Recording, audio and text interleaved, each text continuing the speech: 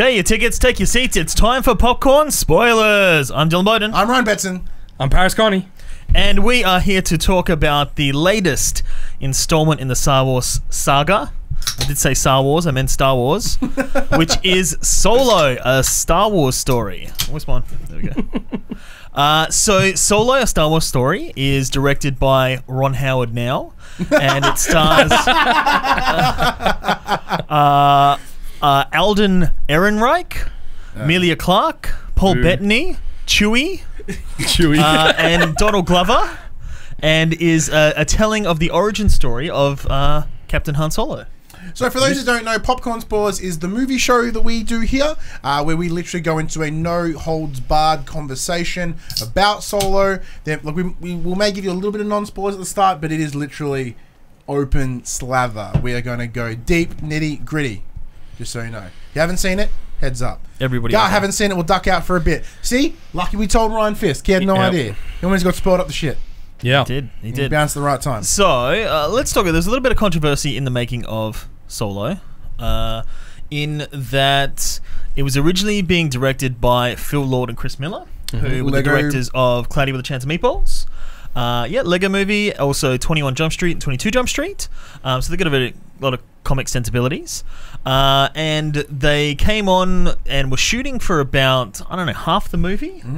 And then there were set issues. They were saying that the main actor that plays Han Solo needed a coach on set for acting, and that they were being too jokey and taking too many takes. So they'd do a take and then they'd be like, let's do a funny take, funny take, funny take. And Disney didn't like that. So they gave them the boot, which is pretty unprecedented these days. Sometimes creative differences happen before. It's happening a lot more and more. Yeah, well, in Disney it is. Gareth Edwards, who did Rogue One, there were a lot of reshoots at the end of that, and one of the screenwriters came in and rewrote a whole lot of things. So the ending, you see a lot of footage in the trailers that isn't in the actual movie. A lot completely different. Like that whole TIE fighter at the top of that little... Yeah, coming up the tower, would you know so? But the movie itself, I think, was great. I like Rogue One. It worked really well. Except for the control panel on the beach. So the idea that eventually the end product is what matters. And so they brought in Ron Howard, who's a veteran director, won Best Director for Beautiful Mind, worked with Lucasfilm back in the 80s doing Willow, and George Lucas himself. And so he's had a lot of experience. You know, he's as a veteran. He can come in and do the job. And that's what he did. But he shot over like 80% of the movie again. So Michael K. Williams from The Wire and Boardwalk Empire was playing the villain, who's played by Paul Bettany, Dryzen something or other. So he was completely cut out, and they put a new actor in, and a lot of stuff was reshot completely of the same scenes. So they put a lot of money into it, and then more money. And of course, The Last Jedi has had a lot of backlash. So they're on the Star Wars Force Awakens was better than the prequels run. We're doing well. Rogue One was pretty good, and then Last Jedi just pissed everyone off, and now Solo is just like, I don't give a shit what Solo is. Screw you. Star Wars is lame now. We hate Star Wars. So, Paris, tell us a little about your history with Star Wars. My history with Star Wars. Okay. Yes. I'm about to age in front of everyone's eye. I saw the original Star Wars at its original release at the drive-ins. He was 42. I was... So, no, I would have been... counting. Damn. So I was born in 72, it came out in 77, so I was 5, 6 when it first came out. Perfect age. It's pretty awesome. Perfect age. Actually, I remember the second movie, because you know how you go to the drive-in, there's always a second movie? So there was this, like, post-apocalyptic futuristic horror movie called Damnation Alley, which had George Papard and the dude from Airwolf in it, right? And all I can remember from that film, and like, remember, I'm 7, right? These giant radioactive cockroaches eating people, right? I went to see Star Wars, like, getting cockroaches scarred for life. It was the best day, and it was the worst day. It was. So I have been there for the launch of every Star Wars movie, and Star Wars has been a big part of my life. I've seen your movie room, my theatre room, yeah, covered in statues, like and all those dope hot toys. Yeah, and because growing up in Darwin and role playing was a big thing for us, I was the first GM for what was then the first Star Wars role playing game, which was the West End Games D6. So I sort of became known as the Star Wars GM, and I was immersed in that through all my teenage years. So Star Wars, I lived Star Wars, yeah. Wow. So it's going to be a touchy subject, Ryan. It is. My Star Wars history. Yeah, let's give us a recap. We know your Star Wars history. Yeah, Give us so my a Star Wars recap. history mostly kicked off. I did watch the originals when I was younger, but for me, it really kicked off episode 1 because I happened to be that perfect age. Like I said, like 7 years old. I was 7 years old with episode 1, hence why that worked for me. Yep. Like, that's where I've come into it. And as I've grown older, you know, I've grown and grown and grown, and just continue to love Star Wars with everything that I can. Briefly, I've said it before, but I grew up in an age when Star Wars didn't really exist anymore. So I was born 1983 when Return of the Jedi came out. There was a gap when I was growing up where they had the Ewok movies, but even then I was still pretty young. It was kind of living on in the early days of video games like Dark Forces and Rebel Assault, but it hadn't quite got to the point where the games have gotten now. So I discovered Star Wars on VHS and watched Star Wars, and then when the re-release special editions came out in '97, that was kind of when I was at an age, I don't know what I was, 15 or something like that, where I could go and appreciate them and see on the big screen and see the extra bits that they put into it. And then, of course, prequels and all that happened ever since. But yeah, Star Wars has been something that I've sought out, and it inspires me to enjoy movies and look into the behind the scenes and all the hoopla of it all, and all the things that I love about pop culture is kind of driven from Star Wars and similar things of that ilk. So Solo has kind of seems to have a lot of backlash at the moment. A lot of people are really, I don't know, I haven't even heard anybody that really likes it, but a lot of people hate it. No, I love it. So let's hear from you first, Paris. Wait, before I interrupt, what were you expecting from this? I had actually heard a lot of negative about Solo before I went in. But before it was even like it was announced we're making a Solo movie, how did you feel about that? Did you want to see a Solo movie? I did right up until I saw the cast shot. You know, so there was this cast shot I remember seeing of the cockpit of the Millennium Falcon, and there was this guy that was supposed to be Han Solo, and Woody Harrelson, and I don't know the actors in that scene, in that picture. I was just like, and of course, I guess part of me was like, this is a Disney cash grab, right? You know, they are just milking the Star Wars cow. This poor thing's like down to its last drop, but they're just yanking away. I saw the trailer for it, and I thought, you know, if I walk into this movie thinking this is a heist movie in space, I'm just going to give it a chance, right? Nice. I was actually pleasantly surprised by what I saw. So it went out better than I expected. I don't know if you want all my critique now. Just an idea. Just an idea. No, I enjoyed it. So I'm waiting to hear what Ryan has to say so I can get in it, because I've heard him. Ryan? Movie's fine. Is that all? Yeah, look, the movie is adequate. In terms of coming into it, I was open to it, mostly because, hey, Jess? Sorry, can we double check what name that pizza was under? Ryan. Just right, sweet. The movie was fun. My expectations were low, only because I was like, I'll wait and see what this is going to be. Last Jedi I enjoyed. I didn't really have a big problem with it. I didn't quite understand why people hated it so much. But yeah, with this I kind of left just going, huh. But not in the same way that I came out of Batman vs Superman, which was like, I don't know how to feel. See, I like Batman vs Superman too. Sorry. Once theatrical, the lengthened cut, much better. Yep. Much better. Yep. Agree. But I come out of this going, okay, no, there was parts of it I liked, but there were some things that just didn't fit, and I still question its not its existence, because I'm like, I don't think it's real. Like, I fucking saw it. Right. It didn't happen. It's the Star Wars Christmas special. Men in Black flashy thing. Its necessity is the word I'm looking for. I don't understand its necessity, but what are you gonna do? Yeah, like with the Star Wars solo movies or spin-off movies, like, again, Star Wars is such a rich tapestry of characters, and every single character in the cantina or Jabba's palace has a backstory that's in comics and novels and games. So I don't know why they have to keep doing the characters. You know, this is Saul, this is Obi-Wan Kenobi's story, this is Boba Fett's, this is Yoda's. Like, we know enough about those characters, and we've explored them many times in a lot of movies. So I wanted a Star Wars movie that's about places we've never been, things we've never seen, and characters we've never seen. Or characters that are in the background, so we can go as far out to the reaches of the galaxy and it feels bigger rather than it's the same people. And like there's a part in this where Solo, what he does has an impact on the Rebel Alliance, which seems to be like, oh, I did the Rebel Alliance, it was all me. That's the only reason they got funding. And it was a bit like, did we really need that? So I was like, I don't really want to see a Solo movie, but it's Star Wars and it's going to be good, you know, possibly. They're kind of shown that they've got enough respect and put the money and the effort and the time into these things. So I was like, okay, I'll give it a shot, and I was thoroughly enjoying it. Like from the moment it starts, it's just fast-paced, action-packed. It's just going, it moves. The only time it kind of lulled was when they were on the beach towards the third act, and they had a moment where they actually like stopped and had a drink, and that kind of felt like it lulled down, and then a little bit of story came into it, and then it picked up again. I didn't even know we were at the end. I'm like, oh, this is the final scene. But I thought it was great. Like, it was really good, really entertaining. I go to see a movie to have fun and enjoy it, and it was. Overall. So let's talk about the positives. Positives? Well, for me, from the opening scene, I got to see on film a planet... This is where you can go spoiler nuts, by the way. I can go spoiler nuts? Yeah, fuck yeah.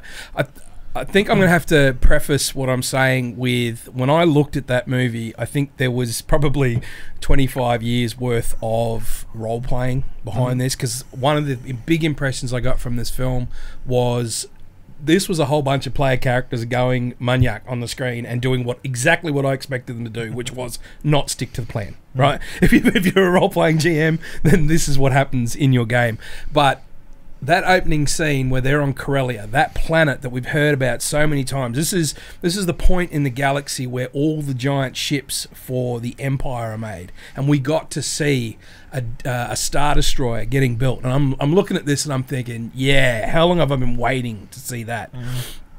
And it showed a side of Star Wars that was alluded to in Rogue One, where it's not that idealized galaxy where the Empire's on one side and the Rebellion on the other side, and this was starting again to show those shades of grey, which I think is becoming a theme in Star Wars with Episode 8, where they were really saying that, from my perspective, that movie said, Paris, you and your generation, you had your Star Wars. It was 4, 5, and 6. We're now going to take this in a new direction. And I actually walked out of that film thinking, yes, this is it. It's time to pass the torch. You know, Star Wars for a new generation. We are grognards. We've got nothing left to complain about. We had our turn. It's now time for a new generation, you know. But to bring in what they did at Solo is they explained a couple of things. First of all, they stop that. They're going to stop that whole argument about how parsecs is a unit of distance and not a unit of time. Yeah, that's in the movie. They fixed that up. We get to see the Millennium Falcon in its glory before it gets beaten to hell. And for a lot of today's generation that's watching Star Wars, the Falcon's just, it is a piece of junk. It's held together by tinfoil and yakka gum. You know, it's just, it is a mess. But when you see the Falcon in this movie, it's as she was when she came off the assembly line of Corellia. So for me, that was like a heartwarming moment. That was like going back back in time. I thought the actor that played Solo actually did quite a good job. In the sense that Han Solo was Harrison Ford. Han Solo was a veteran. He was cocky. He'd been there. You know, he'd done it all. This was a new, fresh-faced Solo that had never faced. You know, he'd never flown a ship. He'd never faced a blaster, possibly, except for when we see in that opening scene. And we see this journey of him having to face all these obstacles that were beyond his scope on the planet of Corellia. I'm over talking now, aren't I? No, this is why we do this. This is why we do this. So to watch him evolve, and then his meeting with Chewie. Now, we'd always heard the story was always that he saved Chewie and they had a life debt, or Chewie had a life debt to Han. I actually didn't get that impression from this movie. There was no part in that where there was a life debt, and yet Chewie and Han become friends. You know, that's the start of them. And look, we knew, at least I did, the minute he was thrown down that pit, I knew it was going to be Chewie. You know, the monster's going to eat him. Yeah, like it was going to be another Rancor. You know, yeah, okay, get on with it. Yeah. I'd have been stoked if it was a Rancor, though. Yeah, I probably would have too. We need more Rancors. Yeah, like there's a Rancor in there, and then Chewie gets thrown in with him. Yeah. That would have been cool. Yeah. The guy who played Lando, Did a Yep, fantastic Donald Glover, job, yeah, he's fantastic. right? Did a fantastic job, and I really got the impression that he was the pimp of the Star Wars galaxy. You know, he was fly. He was just the coolest dude. It showed us how Han gets the Millennium Falcon, and it's not in that opening scene where you think he's going to get it. You're like, he's going to win. Wait, what? Yeah, that does not happen here. He's supposed to have the Falcon. My only negatives for the film is it We're going to get all positives out and then negative it up? All right, get all positives out. What I liked about it was it didn't have any Deus Ex Machina like I thought Episode 7 did. So there was none of this, and then this suddenly appeared and we were saved. Yes, there was an element of luck, but you expect that with scoundrels going on a heist movie. But, you know, their luck was shitty for a big part of this movie.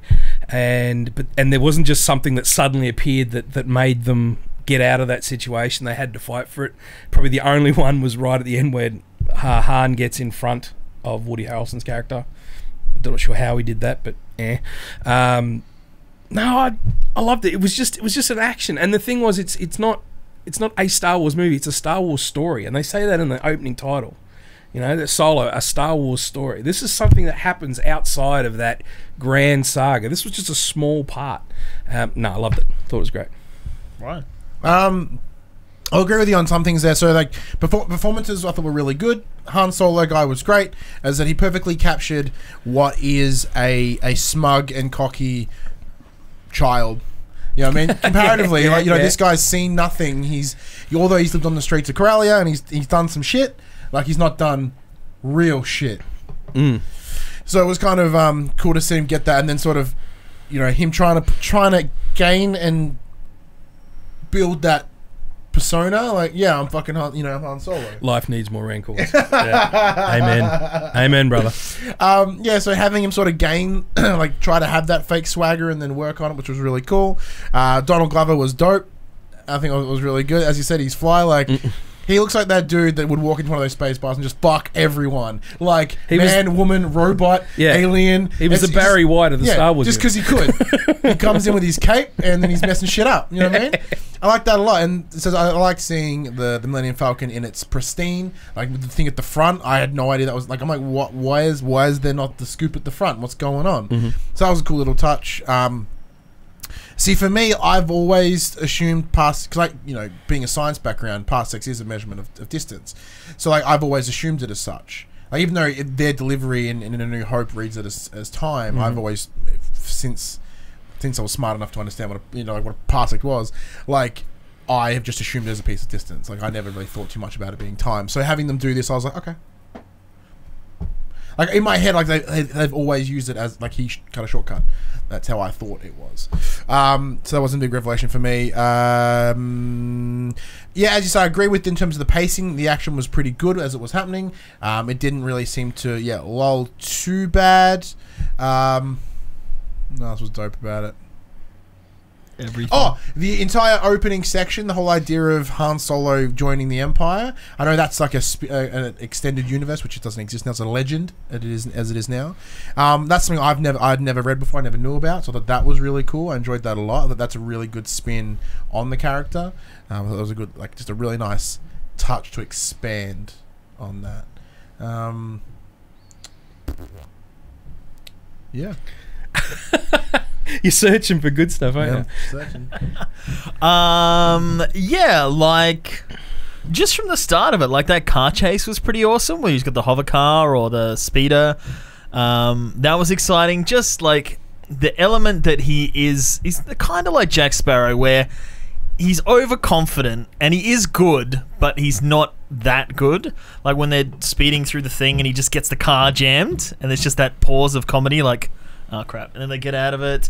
Like, Chewie, of course, where he's, like, fighting with Chewie, and just the way he's communicating with Chewie, doing the Wookiee voices, and just, like, he just wisps along. Everybody just wisps along on this venture. You know what I mean? They don't have time to be like, I'm Chewie, I'm Han. It's just like, let's go. We're going to team up. Let's just go. We're here. We're getting on this ship. I just met Woody Harrelson. We're going on their ship. We're going on their adventures. And it's just like Star Wars. It kind of just moves. I just want to add on Chewie, though. I really did like Chewie, having him be younger, although still like 200 years old. Like, having him be a lot more nimble and like he could. Solo is the Fast and Furious of the friend. I liked how him, being a bit more thin, bit nimble. So Peter Mayhew's always sort of been super tall, but because of his size, he's been quite slow moving. So Chewie's always been quite slow. But having seen him get up and fight in that little pit and be a lot more agile, I really enjoyed that. James, they briefly touch on it. So Solo. For those that listen to the audio version, James asked, "Do they ever explain how Han knows what Chewie is saying?" Yeah, he says he learns a little. He knows a little bit. Yeah, he knows a bit of Wookiee, and you would assume then that Chewie teaches him the rest. And he actually is like, they actually have a conversation. He's doing all the noises. Like the opening. Because I watched the trailer, I was going to take the kids, and then I said to the kids, like, do you want to go and see this movie? It's going to cost like $50 for everyone to go, and then popcorn and food. And they're like, no, I want to stay and play video games. I'm like, are you sure? And like that. So we watched the trailer. I said, this is what we were going to go watch. And it was very slow and story driven, so I thought they'd probably lose their attention span. But watching it starts with the speeder chase. Then it's got that amazing heist where they're robbing the train. Yeah. Like this train robbery. I didn't see that in the trailers at all. And it looks amazing. Like they obviously shot the Corellia in some kind of like industrial area and then put a few different bits and bobs and CGs and buildings in the background, but it looked like a real place and there were real people working there. You had a sense of this is how it works, this is a station where people work, there's people on lunch breaks. Vila Dill just did bring up a good point. First time in Human who has spoke Wookiee language in the films. Which is true. Yes. I won't pronounce that. But yeah, there was very Shirey Wook? little that looked green screen, even when they're standing climbing on top of the train. Yes. Yeah, to its credit, yes. And you'd think, not like I feel like the Star Wars saga movies would have a higher budget, and these would be kind of lesser budget, still big, but not as much. But the special effects in this were incredible. You never really got a sense of this is a special effect, and especially in the ships, just the tangibility of the buildings and the ships and things like that. It looked more real in this one to me. So that whole chase there. What else? So many things. Then they move on to like Lando and the card game that they're playing, because in Star Wars lore, the things that seem to be Sabacc, that's right, is that Lando won the Millennium Falcon. So there's things you got to hit when you're making it. Same the prequels, where George Lucas obviously didn't watch the originals and then just made the prequels and was like, oh shit. Like there's things you need to hit. Like Han Solo won the Millennium Falcon in a card game against Lando Calrissian. We know that. Yep. Lando used to own the Millennium Falcon. Chewie and Han have been on adventures together. Originally, like, Han Solo was in the Imperial Empire as, like, I don't know what he was originally, just some kind of tech guy or something. Think, but he worked in it for the Empire, and that's where he met Chewie, and he freed his family, and there was a life debt and that kind of thing. So that's things that they're established. And in Episode 3, they were originally going to have Han Solo and Kashyyyk as well, with Yoda and Chewie, but then they kind of cut that out and changed it. But just to see, like, Alden, I really worked hard to remember at the start. Alden, that guy, Han Solo, he was probably the weakest thing. This is kind of a little bit of an egg. No, he was probably the weakest thing. I didn't mind him. He was good, but he wasn't great. He's not Harrison Ford. He doesn't have that wow. Weaker than Emily Clarkson, whatever her name is. Amelia Clark? Amelia Clark. You could put a cardboard standee of her in that movie and it would have had exactly the same impact. Yeah. That's my... I've only got a couple of negatives from the film. She is right at the top of that list. Okay. Well, we could have a look. I think, her Game of Thrones shtick is grating after so many seasons doing the same thing, the scowl. Yeah, just like... And then they get to the way that Han Solo is just like... You know, he's just talking shit. Like when there's a scene where they're like inside that ship over there is like 100 troops and they're going to come out and get you, and then the ship just takes off and flies away. Yeah, that's all I love, because that was capturing that young cockiness. Yeah, but there's times where he steps in and oversteps things, and they're like, "Just back the fuck off, kid." Like, I don't know what you're talking about yet. Whereas he's always like the one that's like, "Hey, kid, this and that. You don't know this and the other." It was like you'd never really tell that it was the combination of multiple kind of chefs in the kitchen. Like, it flowed really well. It made sense.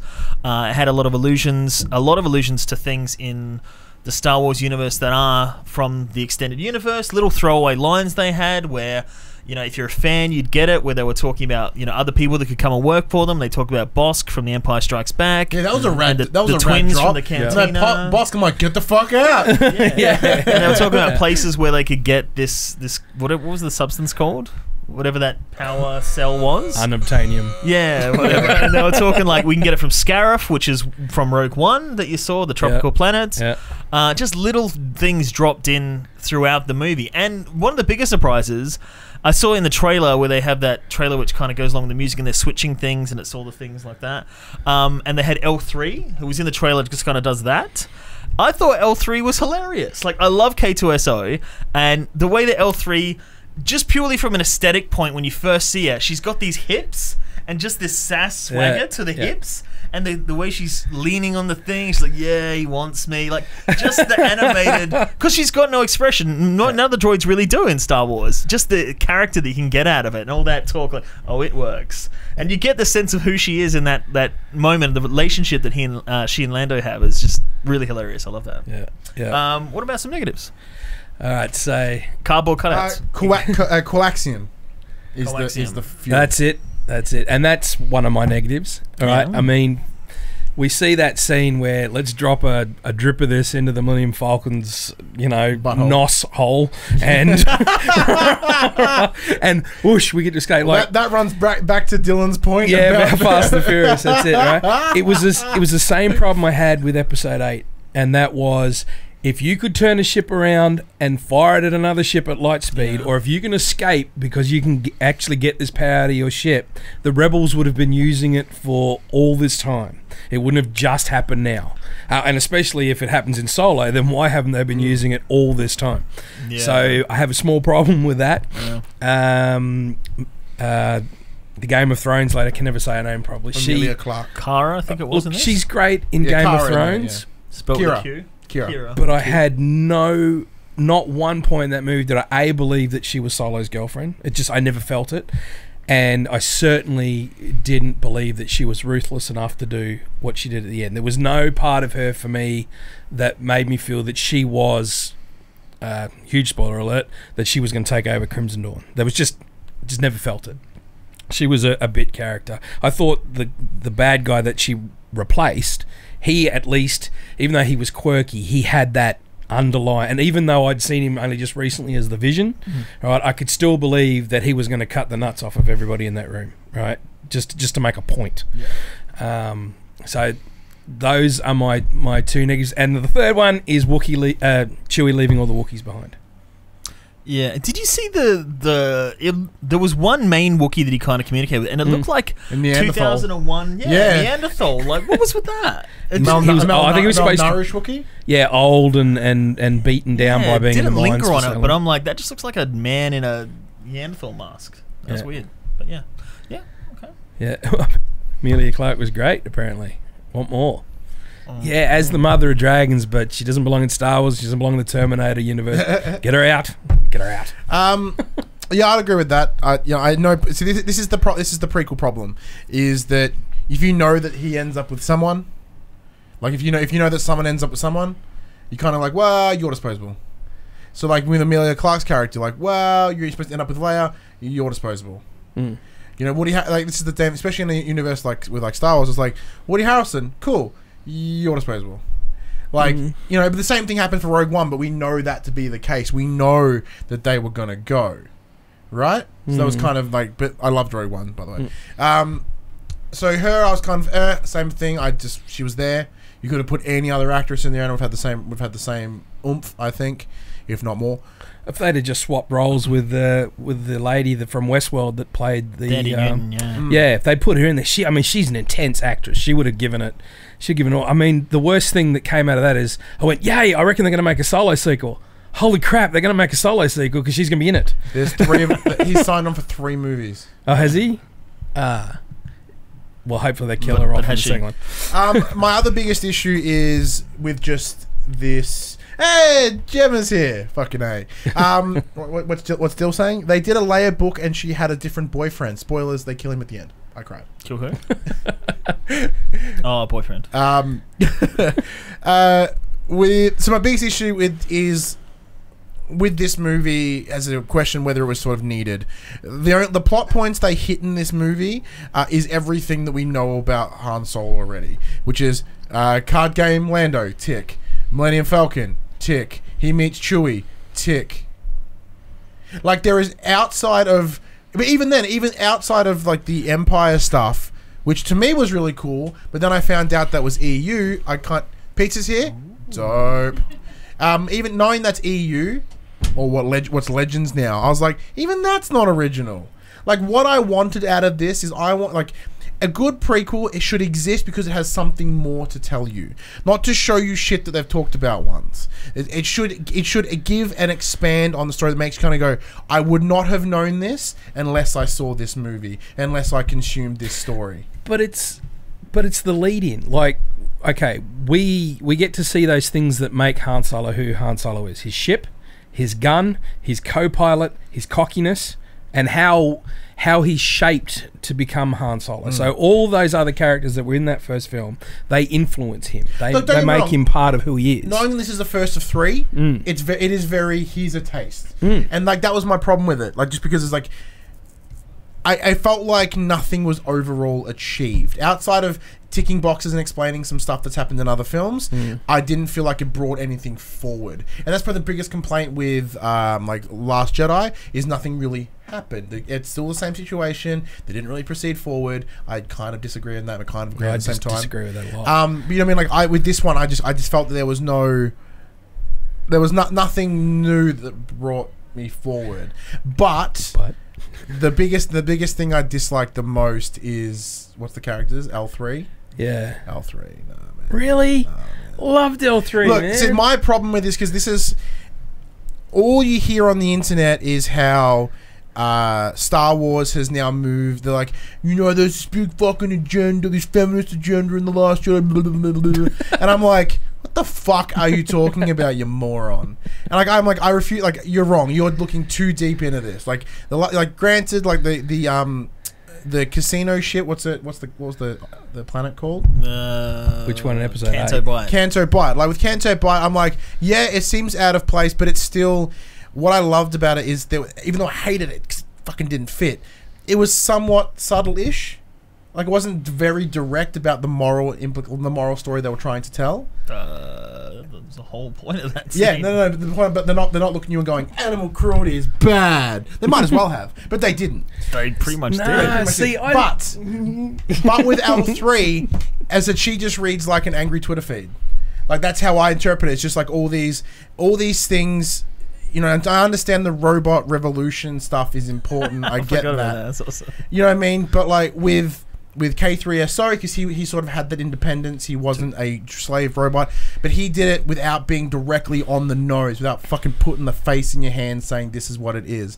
And what is it that he's saying that it is? He just sort of, by him being different to the other robots in terms of knowing that he isn't just there to be beep boop slave. Like, you know, even C-3PO is still very much, I'm like, I do what I'm told, I'm the slave. Like K3SO had something different to him like that. Where I just found her just obnoxious and didn't really bring even the scene that she was directly involved in, which was opening the mines, creating that chaos. In terms of the storyline, that could have been any other event, or her event didn't actually fucking help. It was just by pure coincidence that no one fucking died, period. Let alone the fact that she creates this revolution that just happened to be a distraction. Her self-motivations as a character potentially could have jeopardized the mission. But Deus Ex Machina, just pure coincidence, it happened to work well for them. They happened to get out. Fuck that. But they knew, he said, like, she's dodgy, but I can't erase her because she knows all these paths to the universe. So, you know what could have done that? A fucking iPhone. They could have been like, I have this device with all the maps in it. Doesn't have to be like this character that's just incredible. But that bit's the tragedy between London. It gives him something to do. There you go. Ryan hits my issue with the L3 right on the head. Thank you. At least one person. So someone's drunk the Kool-Aid. Yeah. All right. L3 to me, and again, I may be looking too much in the role playing days, but L3's revolution to me, it was all in her head. There wasn't a robot revolution happening. She was pissed at the universe, right? And that was her character, right? And all the humans are like, she's like, all you humans suck because you keep robots slave, and all the humans are like. That's the point. I agree, like that, and I agree with you. 8 robots are just going nuts. I agree with you, and that's what I dislike about it. And she was. to me, she was a player character, right? And she's creating this havoc, and it created this opportunity for everyone else to go and do their stuff because she made this huge distraction, right? To me, it fit beautifully. Now, the fact that her brain is now in the Falcon's that was a lovely navicomputer. touch. Well, see, I've heard a lot of negative feedback on that. People saying that was a bad thing. As long as the Millennium Falcon doesn't turn out to be this big bitch, like I'm okay with it. Well- like as she gets more sass, the Falcon gets sassy. I'm like, nah, I'm not cool with that. But like having her like giving a life Yeah. to the Millennium Falcon Yep. is a really good touch. Yeah, I agree with you. But some people are like, oh no, this L3, she's trapped in the Falcon. We've imprisoned her forever. She's become the Falcon. She's become exactly. bigger and better than she was. Yeah. And it's given the Falcon that... The Falcon has always been a character of Star Wars. Now we've just given her another element. Exactly. So no, I have no problem with that. And no problem with L3 losing the plot and setting everyone free, because that was her own mission. That had nothing to do with the characters around her. She wasn't trying to... She might be saying that she was making a political statement. I don't think the movie was trying to make a political statement. It was just this one character that was like, yeah, I don't humans are I don't bad. think it was trying to make a statement. I think it was just bad commentary. But- Like, don't get me wrong, Star Wars has been littered with moral and political shit since day one, unquestionably. You reckon? Yeah, I think so. I think there's an underlying in all the films, right? But this is I'm a big fan of like subtlety in terms of how like I want something for me to watch it and then later go, oh shit. Like an example is when I was playing a recent game, Detroit Become Human. Some parts of that I'm like, fuck yeah, that's like super like nuanced. Yeah. And then it's just like other times it's like just super really ham-fisted. And I felt her character was incredibly ham-fisted in that in what they were trying to either make her say or make her do. I think they could have handled that so much better. Have the exact same line. I feel it could have been written and handled better. It's the one thing that felt entirely out of place in the movie, as that really, you know how you talk about with DC, right? There are moments that feel like 100% studio intervention. To me, her character felt like studio intervention.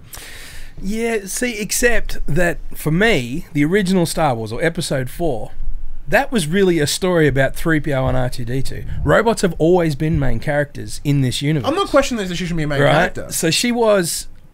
To not have a droid in this movie would have felt odd, I think. If you didn't have a droid there, everyone would go, where's the droid? This feels out of place. Yeah. And her character not only had character in the movie, it allowed the movie to progress to the point where we go, you know what, this is how we get out of this situation. Her sacrifice, this character's sacrifice, and much to the chagrin of Lando, and she didn't really sacrifice anything. She just got shot. Yeah, but like she didn't do it like bravely. She was just standing in the middle of a field and got shot. Yeah, but when they put her mind in the computer, she could have gone, damn you, fleshlings. Yeah, but she's already dead at that point. So they just took the chip out that still works. No, because her brain was still alive.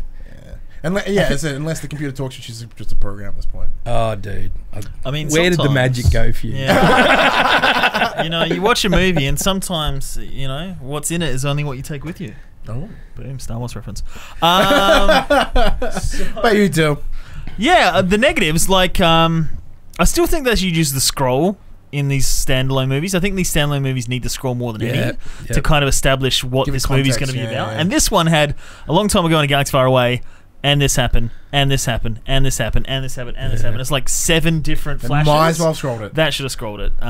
So that annoyed me a little bit. Yep. What's the people do? Say she's a strong, independent robot, and you're just afraid of that. You are. Amen. I didn't like the way that they used... Oh, and we got another $50 from Sharon Hubasek, which is the lovely parents of Joshua. Oh, wow. Oh, that's nice. Awesome. Thank you very much, Sharon. Thank you. I didn't Steve. like the way that they used the Imperial March as like a enticement for the military video thing. I think that was in... Somebody said it was in Rebels as well. But that they used the Imperial March in this movie itself kind of like was too meta. Sorry, speaking of... no, you said Rebels, yeah. Guys, want to jump on the Clone Wars, like... Because Clone Wars is technically Legends at this point because it was prior to Disney. At the end when they're like, and here's Darth Maul with robo legs. I was like, dope. That's now legitimate canon. But why is it there? Because the sequels. It's one of these weird balances. It's a weird internal balance of cool. I'm really glad that's there, but once again, super cynical. I'm like, is that fan service? Is it just fan service? Like, what are they going to do with this? I want to see. All I'm hoping personally is that leads to like an Obi-Wan movie where they have to fucking fight again. That is what I want to see. But that's why they're doing an I'm hoping Obi-Wan that's what movie. they're doing. Yeah, it's two reasons, right? Maul is a loved character. Fuck yeah, he they is. underestimated the appeal of I that have a hard on character, for, like, and when they Darth Maul, killed I know. him Yes. in the movie, and everyone went, "What do you mean he's not going to be in 2 and 3?" Right? That was a big miss Yeah. on Lucas's part, right? So, and Hans, the reason they're making Solo the movie is because he is a loved character, and when I witnessed him die in 7, right, a bit of me died. Right, this is a guy that I grew up idolizing. The character, I mean, like I grew up idolizing. I wanted to be Han Solo as a kid, right? And then to see him die, especially to Oh shit! that Viva Dill What? says Rebels does have an Obi-Wan versus Maul fight. Fuck yes! well, there you go. I'm gonna find that. Yeah, It goes for It's like a mostly- minute and a half. It's on YouTube. right. So Oh, a minute and a half. Boo. Yeah, no. So they're getting us all psyched for Solo too, because he's going to be there. He's part of Crimson Dawn. Solo to Electric Boogaloo. Hopefully he'll cut Amelia's head off. Oh, pizza party. Oh, thank you. Hi, baby James. Grab Hi, buddy. Hey, can someone tell me in the chat what's next? I don't remember. What's after Solo? Mario. Thank Tennis. Cool. you. I'm Darth Maul. totally gonna eat. Yeah, so Darth Maul. So we're going to see Darth Maul. They're going to bring that character back. And while some people might argue that's just a cash grab, the fact is that people love that character. They want to see him on the big screen again. I'm excited to see him. I'm just not excited to see Amelia. Amelia Clarke. No. Ouch. Recast it, please. Please. I don't know if it's a like or a dislike, but as Han Solo as a character, it felt like it's only like 5 or 7 years before he gets to A New Hope, so he looks a lot younger, and he's very inexperienced in this, which is works in a good way if they're going to do 2 and 3, and he has more life experience. But essentially, when he left Corellia, his mission was to get a ship and get back to her. And yes, he enrolled in the army, and yes, he did that, but he still felt very young and fresh and naive, and that was his only experience. Whereas Amelia Clarke, on the other hand, her character was this naive girl, and then you could tell that from the way they played it that a lot of shit had happened to her, and she was a different person now, and he was still like, let's just run away, we're back together again. She's like, look, I'm not the same person I used to be. It's just not the same. And I want Han Solo to have more life experience to get to that point as well, because he never, from beginning to end, he was still very naive and cocky. Pizza was and a good choice, Dylan. and thank you. Good choice. So I didn't really like that, but I mean, this things like the Han Solo's pistol, his blaster, Yep. was like a long rifle That was that he dope. I unscrewed really and liked took the that. handle off. That was rad. So that was awesome. And when Mine's the he's like, unnecessary scope on it. yeah, and when he's like, you know, like, what's your name? Who do you come from? What are your people? And he's like, I don't have anyone. So he's like, Solo. Han Solo. I like that. That was cool. Kind of like the James Bond Casino Royale becoming Bond, or the opening of Last Crusade, where he gets the whip and he gets the scar and he gets the hat. So I like those elements that build up to it. Things I didn't really like. I mean, it did towards the end. Once it, like I said, it lulled when they went to that planet to drop off the fuel, and the Marauders came, or the Scourge, or whatever they were, and then they take their helmets off and reveal their rebels, and then you're like, okay, now we're getting into stuff that's going to set up future Side note, movies. the woman that was running the whatever the hell, The ginger. they kept zooming in on her face like we should know who she is. Should we know who she is? I don't think so. I think she's just. It's I think a girl. I think she might be a model. Because there was so many zooms of them going, look, you should know. Like, pay attention to this. Because you can tell. Hang on one second, mouthful of guy bread. What about every other close-up of an actor in the movie? That one No, called no, too. no, but I mean like, Get closer. no, but I mean like with a zoom like that. That's like in terms of of cinematography, it's telling you to look at something, pay attention to this. Yeah. Like, say there's a drink on the table, and Well, you they expected her to and be they some zoom in on scary that. dude monster, and she was just a girl. But like even after they revealed her, they just kept going, like kept super. I'm like, are they trying to be like, it's a woman? I'm like, I'm like, A woman with freckles. it's a woman with freckles, and she's like a young kid. Look what she did. Redheads in Star Yeah, look, Wars. yeah, this is the first redhead in Star Wars. Woo! I think they're trying to preempt her. Like, I think she will make a bigger appearance in the second movie, because they weren't rebels yet, right? They were people that were just desperate. Is that Mon Mothma before she got got older? Maybe. Effin's Nest. Yeah, that's the one. Yeah. Effin's Nest. Really? Okay. Is that a name? I thought it was like a full one word. I know it was Effen's Nest. You did mention that Warwick Davis was in it. Yep. Yeah, Warwick Davis. That was dope. Yeah. Warwick Davis. Sorry, how you Yeah. pronounce I it. remember. I'm like, Wicket. It's Wicket. Yeah. Well, I think he's playing the same character that he played in episode 1. Yeah, he the was one just in the one crowd. the Bunta Eve race. Yeah. Yeah. So that was pretty cool seeing him in there. He gets work. Yeah, like, I don't know. I didn't necessarily not like it, but Jon Favreau played the little monkey kind of alien. Mm-hmm. And I'm like, yeah, Oh, that's what the voice was, okay. that looks alright. He looks CG.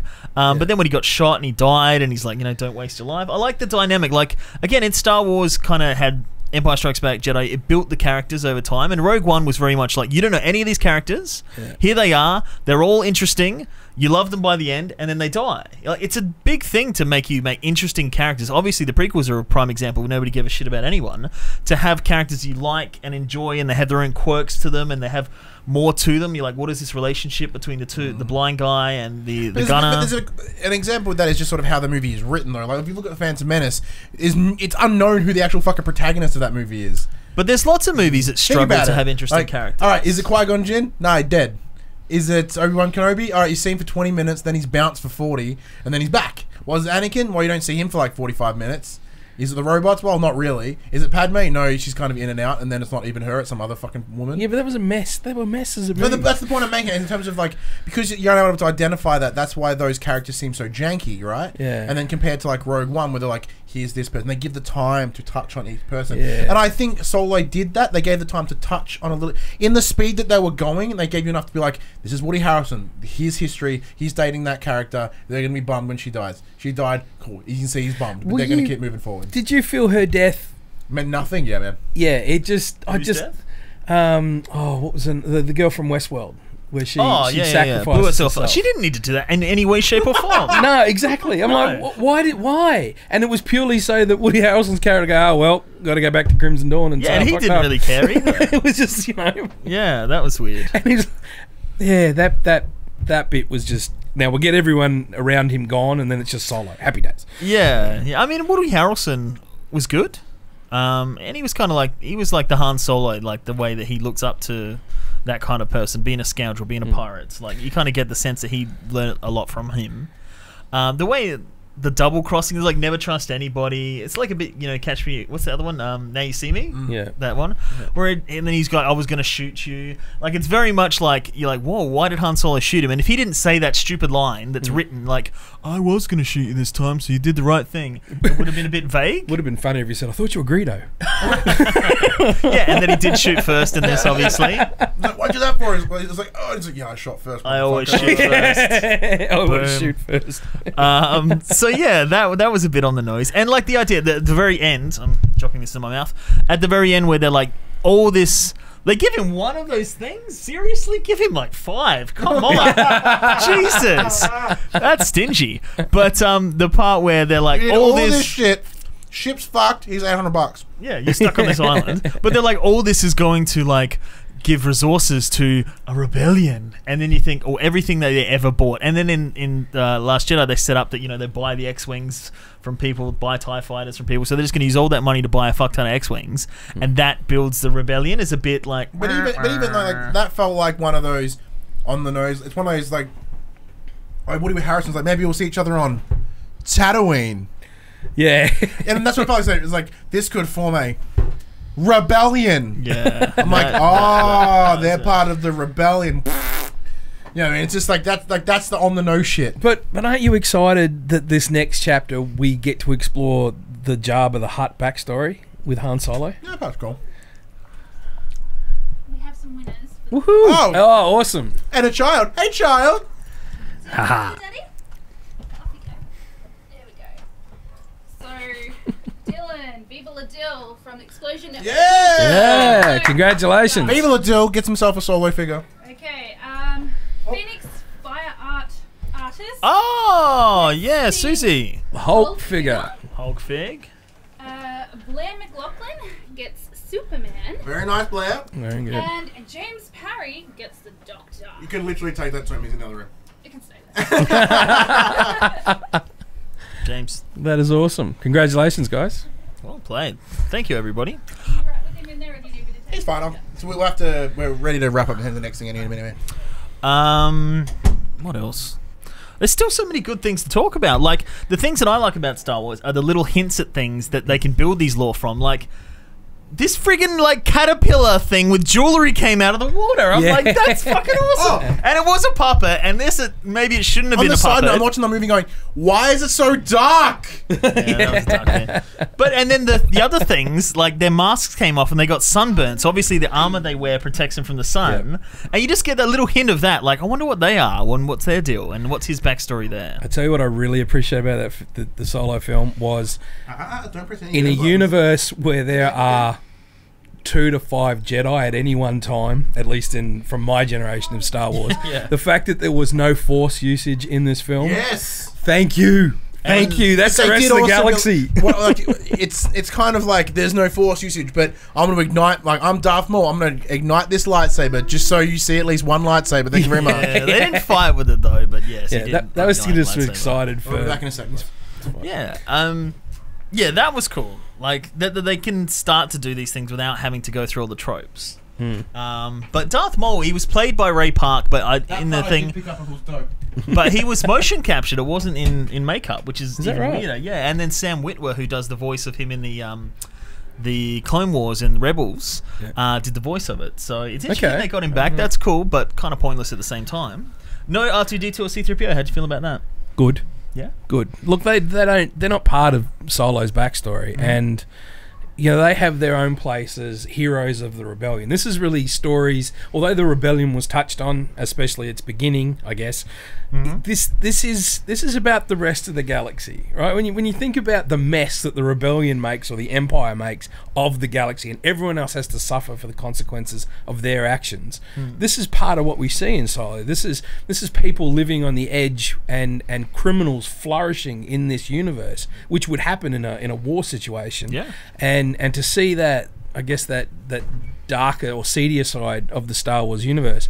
And one of the things about Star Wars that's always appealed to me as a kid was it felt lived in. And Slave Laner beginning. I remember watching these sci-fi shows as a kid, and everything was pristine and clean and clear angles and everything. But in Star Wars, there's mud on the troopers' boots.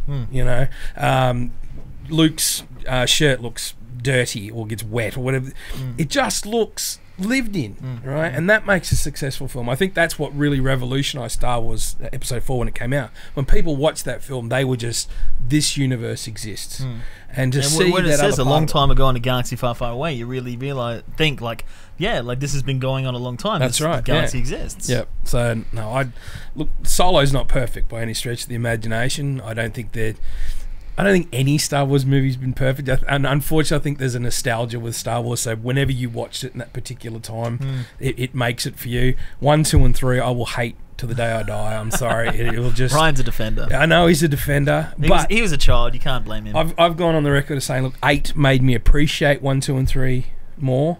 That whole handoff to a new generation, plus the Sith and the Jedi are religions. The Force is its own thing. That's just their ideal of it. So I really like that, and the fact that it wasn't mentioned at any point in the Solo movie. My hats off to the director. That was brilliant. Well, that's another thing that it plays to because Han Solo is like, I don't believe any hokey magic, ugu, mugu, whatever. So I think that's another thing in not mentioning the Force at all in this. They need to do more because it's supposed to be like people don't even. Jedi's a legend. Jedi's never even existed. I don't believe in them. I've never seen a Jedi. That's right. Yep. Like, it's supposed to be this, and it's only like 20 years between the prequels to A New Hope when Luke's 20 or whatever he is. So that the Empire completely eradicated the history of the Jedi and the Sith, and they knocked down all the temples and burnt all the books, and the last remnants of the Jedi are on that island, Ahch-To, with Luke Skywalker. I think that for Solo itself as a movie, like I was saying outside before, in this day and age, when everybody knows the ins and outs of everything and can watch a movie from script to casting to this to that to the other, Damo says, nah, Jar Jar is still alive, and he's going to be Maul's apprentice, they're not calling going it now. that far. I'll just stick with nah. All right, let's wrap this up, boys. All right, I'm just going to say that in this day of age where unless a movie gets Gemma says, fun fact, I'm drinking red wine from the bottle and making mac and cheese because I'm an adult who loves Jar Jar Binks. They covered him in one of the Aftermath books. His life goes to shit after Empire comes in because he had his part in it, which he sort of did. But in this day and age, unless the movie is not only like the highest grossing opening weekend for a movie ever, unless it reaches that, then it's just not worthy of seeing. Or unless it wins the Academy Award for Best Picture, it's not worth seeing. If it doesn't have those two things, then why bother? But Solo to me was fun. It was interesting. It was fast-paced, it was action-packed, had some great humor that came from the characters that wasn't forced, and it gave you those little seeds of things to come and things that have been. And I just go in, have a good time, and leave. It didn't make me angry. It didn't contradict anything. It didn't do disservice to the characters that you know and love. I thought it was a great fun ride. I don't see why people are hating on it at all. No, I agree with that. As someone that's very cynical on movies most of the time, is like you. I am, but again, at the end of the day, I just want to enjoy, have a good time, whether it's a drama that makes me sad but I've had a good experience with it and I've learned something, or it's a horror that makes me scared or a comedy that makes me laugh. I just want to have a good time in the movies and enjoy something, and Solo is exactly that. It's not bad. Yeah, so the problem is I came out feeling nothing. To say more about me. But did you go in That's because feeling you're anything? dead inside. No. Yeah, exactly. So that is Solo style. So any last thoughts? Yeah, movie's fun. I Would I enjoyed it. recommend seeing it? Yeah, totally. Because if you like Star Wars, you want to watch it. But Yeah, I agree with you. It doesn't really add a lot to the Star Wars canon, as Repeats Ryan was saying, but it's part of that universe that didn't have that focus of the rebellion and the Empire.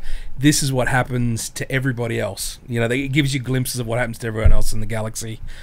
I enjoyed it. See it, make up your own mind, but no, I thought it was good. And like Paris said, it's a side story. It doesn't have to have everything. They didn't have lightsabers, didn't have Jedi, didn't do this. It's a side story. You don't have to watch it. If you like Star Wars story, the saga, you can watch that. If you want a little more, if you want to go to a movie in a Star Wars world, this is exactly what it is. What more can you ask for? Yeah. Viva Deal shows they did shoot themselves in the foot by deciding by doubling the budget by reshooting the whole thing. That was their fault. Yeah. But anyways, let's wrap this bad boy up. We got some games to play. I'm Dylan Burton. I'm Ryan Betson. I'm Paris Condy. And that was spoilers. For now, let's cut.